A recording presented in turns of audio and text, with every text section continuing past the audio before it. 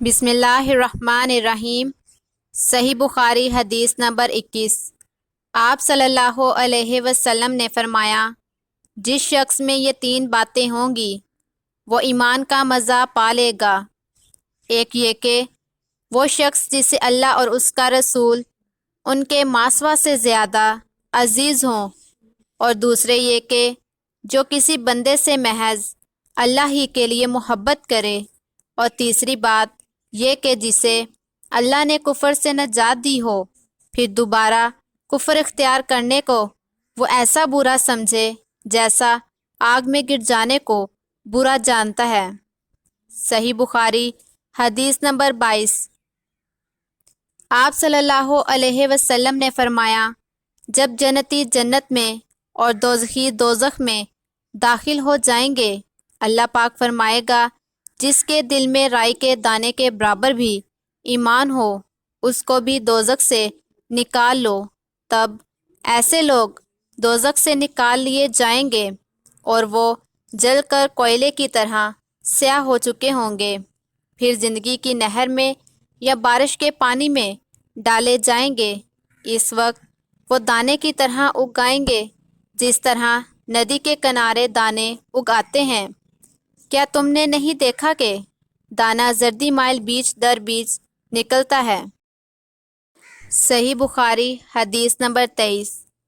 رسول اللہ صلی اللہ علیہ وسلم نے فرمایا کہ میں ایک وقت سو رہا تھا، میں نے خواب میں دیکھا کہ لوگ میرے سامنے پیش کیے جا رہے ہیں اور وہ کرتے پہنے ہوئے ہیں، کسی کا کرتا سینے تک ہے اور کسی کا اس سے نیچا ہے۔ پھر میرے سامنے عمر بن خطاب لائے گئے، ان کے بدن پر جو کرتا تھا اسے وہ گھسیٹ رہے تھے، یعنی ان کا کرتا زمین تک نیچا تھا۔ صحابہ نے پوچھا کہ یا رسول اللہ صلی اللہ علیہ وسلم، اس کی کیا تعبیر ہے؟ آپ صلی اللہ علیہ وسلم نے فرمایا کہ اس سے دین مراد ہے۔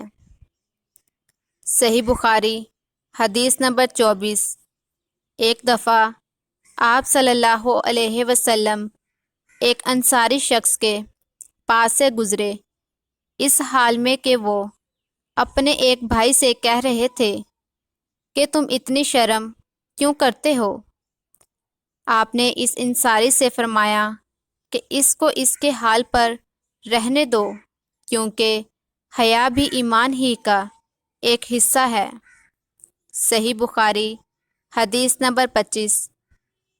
رسول اللہ صلی اللہ علیہ وسلم نے فرمایا، مجھے اللہ کی طرف سے حکم دیا گیا ہے کہ لوگوں سے جنگ کرو اس وقت تک کہ وہ اس بات کا اقرار کر لیں کہ اللہ کے سوا کوئی معبود نہیں ہے، اور یہ کہ محمد صلی اللہ علیہ وسلم اللہ کے سچے رسول ہیں، اور زکوٰۃ دیں۔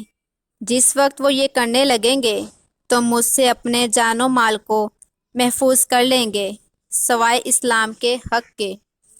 صحیح بخاری حدیث نمبر 26۔ رسول اللہ صلی اللہ علیہ وسلم سے دریافت کیا گیا کہ کون سا عمل سب سے افضل ہے؟ آپ صلی اللہ علیہ وسلم نے فرمایا، اللہ اور اس کے رسول پر ایمان لانا۔ کہا گیا، اس کے بعد کون سا؟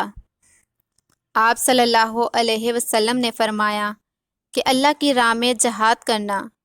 کہا گیا، پھر کیا ہے؟ آپ صلی اللہ علیہ وسلم نے فرمایا، حج مبرور۔ صحیح بخاری حدیث نمبر 27۔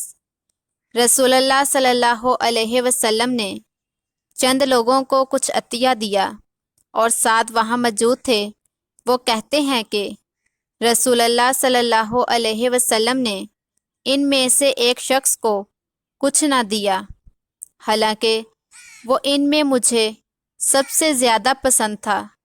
میں نے کہا، حضور، آپ نے فلاں کو کچھ نہ دیا، حالانکہ میں اسے مومن گمان کرتا ہوں۔ آپ صلی اللہ علیہ وسلم نے فرمایا، مومن یا مسلمان؟ میں تھوڑی دیر چپ رہ کر پھر پہلی بات دہرانے لگا، حضور صلی اللہ علیہ وسلم نے پھر دوبارہ وہی جواب دیا۔ پھر آپ صلی اللہ علیہ وسلم نے فرمایا کہ اے سعد، باوجود یہ کہ ایک شخص مجھے زیادہ عزیز ہے، پھر بھی میں اسے نظر انداز کر کے کسی اور دوسرے کو اس خوف کی وجہ سے یہ مال دے دیتا ہوں کہ وہ اپنی کمزوری کی وجہ سے اسلام سے پھر جائے اور اللہ اسے آگ میں اوندھا ڈال دے۔ صحیح بخاری حدیث نمبر 28۔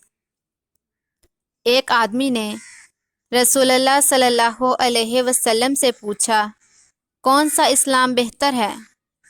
آپ صلی اللہ علیہ وسلم نے فرمایا کہ تم کھانا کھلائے اور ہر شخص کو سلام کرے، خواہ اس کو تو جانتا ہو یا نہ جانتا ہو۔ صحیح بخاری حدیث نمبر 29۔ حضور صلی اللہ علیہ وسلم نے فرمایا، مجھے دوزخ دکھلائی گئی تو اس میں زیادہ تر عورتیں تھیں جو کفر کرتی ہیں۔ کہا گیا، حضور کیا وہ اللہ کے ساتھ کفر کرتی ہیں؟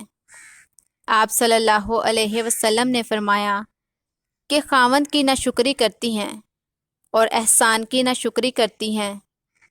اگر تم عمر بھر ان میں سے کسی کے ساتھ احسان کرتے رہو، پھر تمہاری طرف سے کبھی کوئی ان کے خیال میں ناگواری کی بات ہو جائے تو فوراً کہہ اٹھے گی کہ میں نے کبھی بھی تجھ سے کوئی بھلائی نہیں دیکھی۔ صحیح بخاری حدیث نمبر 30۔ جب دو مسلمان اپنی اپنی تلواریں لے کر بھڑ جائیں تو قاتل اور مقتول دونوں دوزخی ہیں۔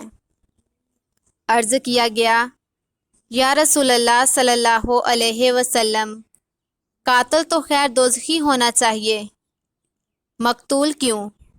فرمایا، وہ بھی اپنے ساتھی کو مار ڈالنے کی حرص رکھتا تھا، موقع پاتا تو وہ اسے ضرور قتل کر دیتا، دل کے عزم سمیم پر وہ دوزخی ہوا۔